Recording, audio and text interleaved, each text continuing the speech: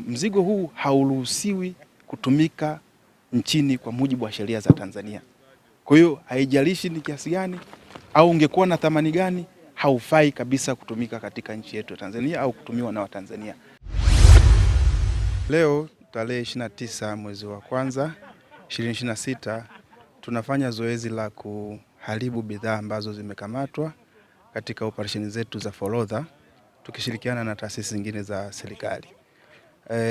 Zoezi hili tunalifanya leo kwani mzigo huu tumeukamata kwa muda kidogo kuanzia Disemba 2025 mpaka sasa, na mzigo huu kuna sigara tani 6500, wastani 6500 ambazo zote zilikamatwa zikiwa hazijafuata zile hatua sahihi za forodha.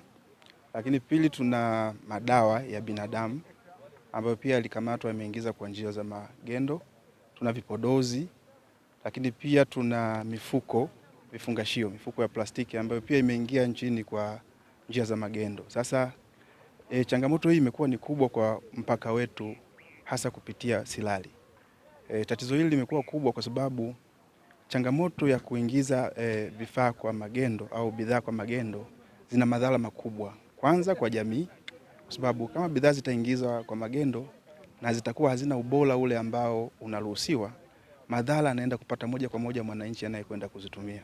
Kwa hiyo ni changamoto kubwa namba moja ambayo moja ya kazi yetu kama forodha, kwa idara yetu ya forodha ni kudhibiti bidhaa zisizoruhusiwa. Kwa hiyo tunapiga vita sana kuhakikisha bidhaa zote zinazoingizwa nchini ni zile ambazo zinaruhusiwa kwa mujibu wa sheria zetu za nchi. Lakini pili, madhara mengine ni kwamba kodi.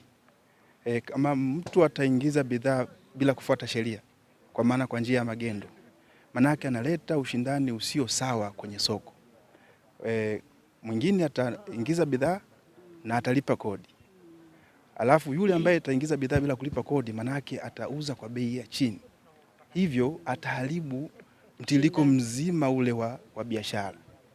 Sasa hiyo ni changamoto pia moja kubwa ambayo tunaipata na tunaasa wananchi waache hizi shughuli za magendo. Lakini tatu pia, ukiingiza bidhaa kwa magendo kuna hasara kubwa kwa mfanyabiashara endapo atakamatwa.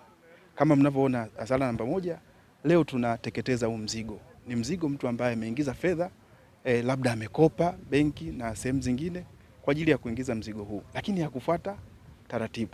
Kwa hiyo kwa kuteketeza mzigo huu, manake anapata hasara ya mtaji aliyotumia kununua mzigo huo. Sawa? Lakini ukiondoa hiyo, sio tu kupoteza mtaji. Vifaa au vyombo ambavyo vitatumika kusafirisha mizigo ya magendo, navyo vikikamatwa vinataifishwa na serikali.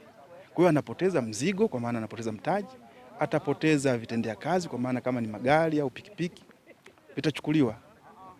Sasa hasara hiyo inaweza kusababisha msongo wa mawazo kwa mhusika na mengineyo. Kwa hiyo tunawaasa wafanyabiashara ni vema wapite kwenye zile njia rasmi ambazo zimepitishwa za kuingiza mizigo nchini na walipe kodi stahiki. Lakini pia kama TRA tuko wazi muda wote, lakini tupo tayari kuwasikiliza wana changamoto gani, kwa sababu ni jukumu letu pia kuwasaidia kurahisisha biashara zao ili waweze kufanya katika njia zile ambazo zimeruhusiwa kisheria. Kwa hiyo natoa wito sana kwa wananchi kwa ujumla. Forodha katika mkoa wa Mara tumepakana na nchi jirani.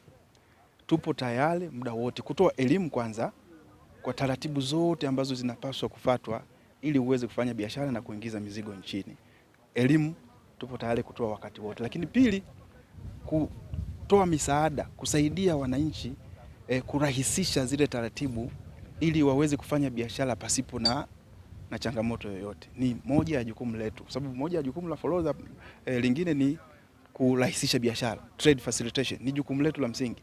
Kwa hiyo tuko tayari kuwasikiliza wana changamoto gani na nini kifanyike ili wasipite njia za panya au wasipitishe kwa njia ya magendo, wapite kwenye njia zile ambazo zimeruhusiwa kisheria. Naendelea kuwaasa wananchi wa Mara tufuate utaratibu wa kibiashara. Serikali yetu imeweka utaratibu mzuri wa kibiashara, tuingize nchini bidhaa ambazo ni salama, tufuate utaratibu unaofuata ili tuendelee kulipa kodi mwananchi huyu anatakiwa alipe kodi. Bidhaa hizi ni za gharama.